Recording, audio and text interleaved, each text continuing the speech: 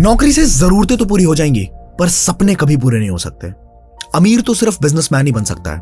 दुनिया के 90% लोगों के पास सिर्फ 10% पैसा है और 10% लोगों के पास 90% पैसा है, और इन 10% लोगों में कोई भी नौकरी तो नहीं करता।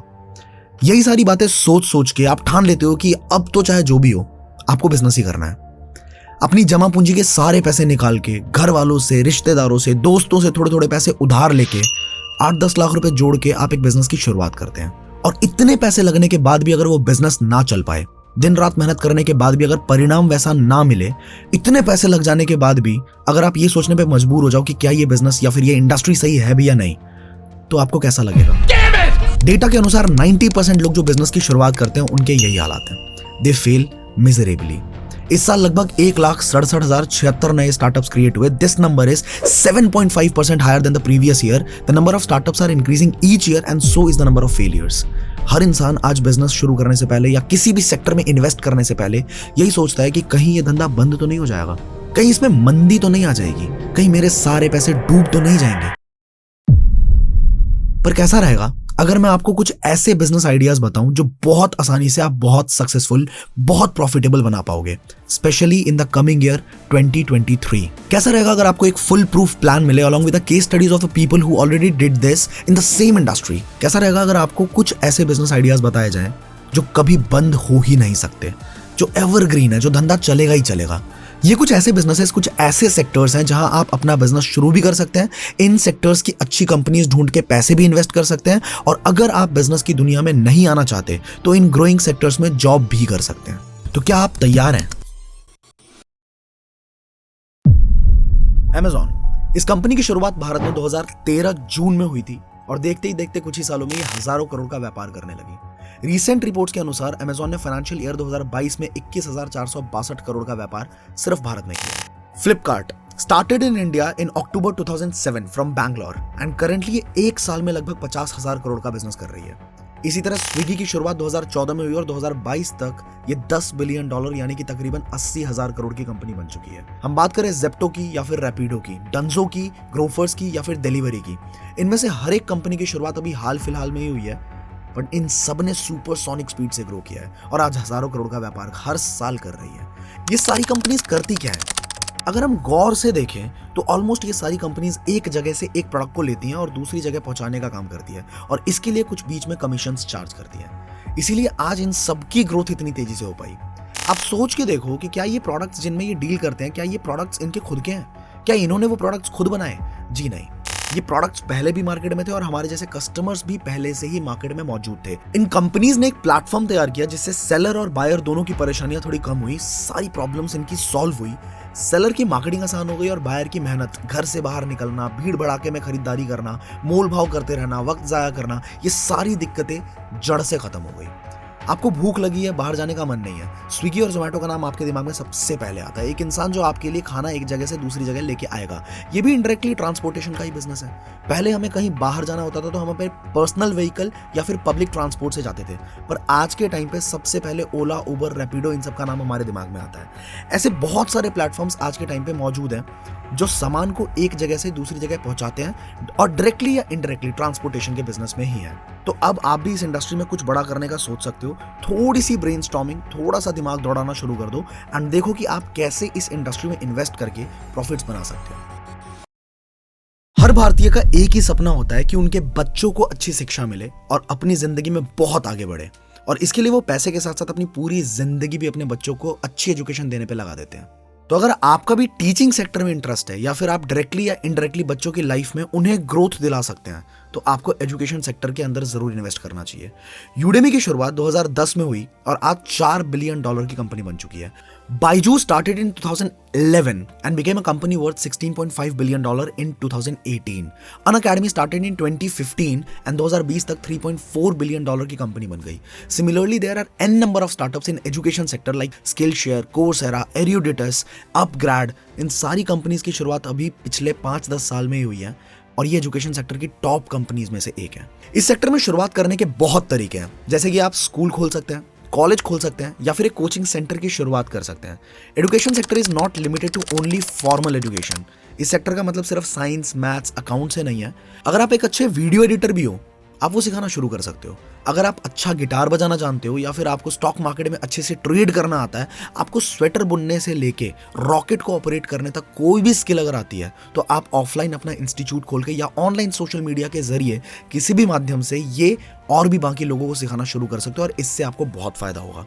अगर मैं अपनी भी बात करूं तो मैंने अपनी कंपनी आई डिजिटलप्रेन्योर की शुरुआत की थी दिसंबर 2020 में, जिसमें हमने लोगों को हाई पेइंग स्किल्स और उन्हें मोनेटाइज कैसे करना है, अगर आपके पास एक्सपीरियंस बिल्कुल भी नहीं है बिजनेस का, तब भी किसी भी बिजनेस को स्क्रैच से उतना स्टैब्लिश कैसे किया जा सकता है, ये सब सिखाना शुरू किया। और आज लगभग 2 साल के अंदर उसकी वैल्यूएशन हम 100 करोड़ से ऊपर लेके जा चुके हैं। This clearly shows that there is a huge scope in education sector और आपको इसमें निवेश करने के बारे में जरूर सोचना चाहिए। हाँ, ये सच है कि 90% बिजनेसेस फेल हो जाते हैं, पर इसके पीछे का सबसे बड़ा कारण यही है कि लोग बिना स्किल सीखे, बिना किसी एक्सपीरियंस के बिजनेस में मोटा पैसा लगा के रिस्क लेना शुरू कर देते हैं। स्विमिंग पूल में पैर चलाए बिना ही मोटिवेशन में आके सीधा समंदर में तैराकी करने की कोशिश शुरू हो जाती है।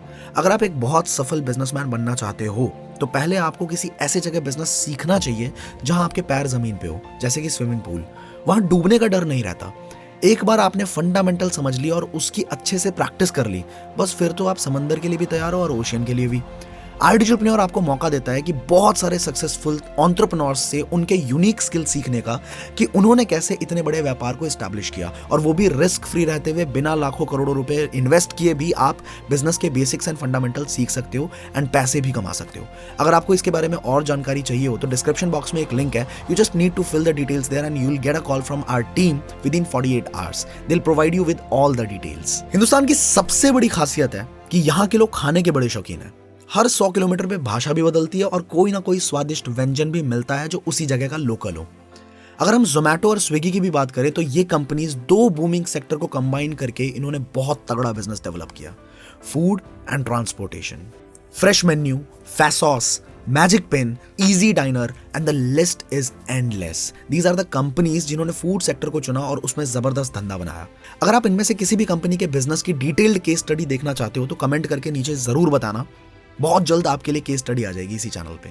फूड सेक्टर में बिजनेस करने के तो आइडियाज भी अनगिनत हैं, जैसे कि food vlogs, food channel on YouTube, dietitian और nutritionist, home tiffin service, catering, cooking classes, homemade pet foods, sprout making, micro green farms, ice cream parlour and the list again is endless. So चलिए अब फटाफट से दिमाग दौड़ाइए और सोचिए कि आप किस तरीके से फूड बिजनेस में कुछ बड़ा क्रिएट कर सकते हैं। 1947 में जब भारत आजाद हुआ तो जनसंख्या थी 39 करोड़। आज 75 साल बाद 2022 में वही पॉपुलेशन बढ़ के 141 करोड़ हो गई है। मतलब 75 साल में 100 करोड़ लोग बढ़ गए। तो दाल चावल गेहूं की उपज भी वृद्धि होनी चाहिए।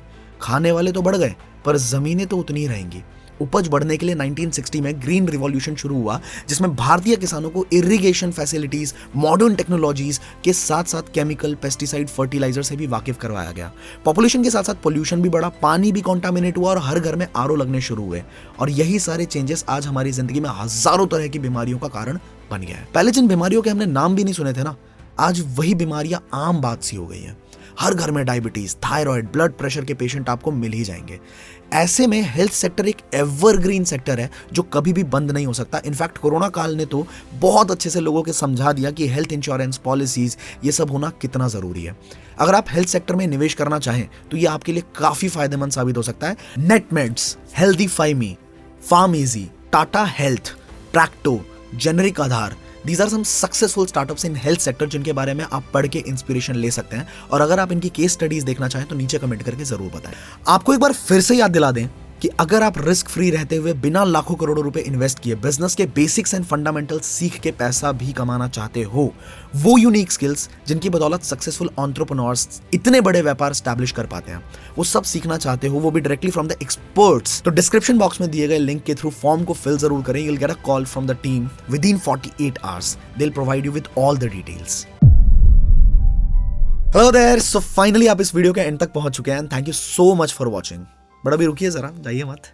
थोड़ा वक्त लेना चाहूंगा मैं आप सबका टू से थैंक यू दिल से इस वीडियो को एंड तक देखने के लिए, बिकॉज इस तरह के डॉक्यूमेंट्री स्टाइल में वीडियो बनाने में, रिसर्च करने में, स्क्रिप्ट रेडी करने में, शूट करने में, एडिटिंग में वाकई बहुत ज़्यादा एफर्ट्स लगते हैं। कई दिन और कई रातें लग जाती हैं और आप सोच भी नहीं सकते कि मुझे कितनी खुशी हो रही है आपके सपोर्ट को देख के, कितना अच्छा फील होता है। So now if this video has genuinely added some value in your lives and you really enjoyed the video, do not forget to hit the like button. If you didn't like it, you can also hit the dislike button. Comment करके अपने views इस topic पे जरूर share करना ताकि हमारी पूरी community एक दूसरे के साथ इंटरेक्ट कर पाए, एक दूसरे से ही काफी कुछ सीख भी पाए। अगर आपके पास कुछ जबरदस्त बिजनेस आइडियाज है तो कमेंट करके अपने व्यूज इस टॉपिक पे जरूर शेयर करना ताकि हमारी पूरी कम्युनिटी एक दूसरे के साथ इंटरेक्ट कर पाए, एक दूसरे से काफी कुछ सीख भी पाए। इस चैनल पे इस तरह के इंटरटेनिंग डॉक्यूमेंट्री स्टाइल में बहुत जबरदस्त वीडियोस आने वाली हैं बिजनेस, फाइनेंस एंड लाइफ से रिलेटेड। तो अगर आप इस तरह की कोई भी वैल्यूएबल वीडियो मिस नहीं करना चाहते हो तो फटाफट से hit the subscribe button and also hit the bell icon so that you get the instant notification whenever new video will be uploaded on this channel. Settings में भी एक बार चेक कर लेना, make sure all your notifications are turned on. I hope you have an amazing time ahead. पैसे के बारे में क्या ऐसे डार्क सीक्रेट्स हैं जो हमेशा गरीब और मिडिल क्लास से छुपाए जाते हैं? स्कूल, कॉलेज या कोई भी इंस्टीट्यूशन कभी भी हमें नहीं सिखाता, कभी भी हमें नहीं बताता। पर Elon Musk, Jeff Bezos, Mukesh Ambani, Gautam Adani, Virat Kohli, सबकी कामयाबी के पीछे सबसे बड़ा कारण क्या है? राइट वाली वीडियो देखोगे ना, समझ जाओगे।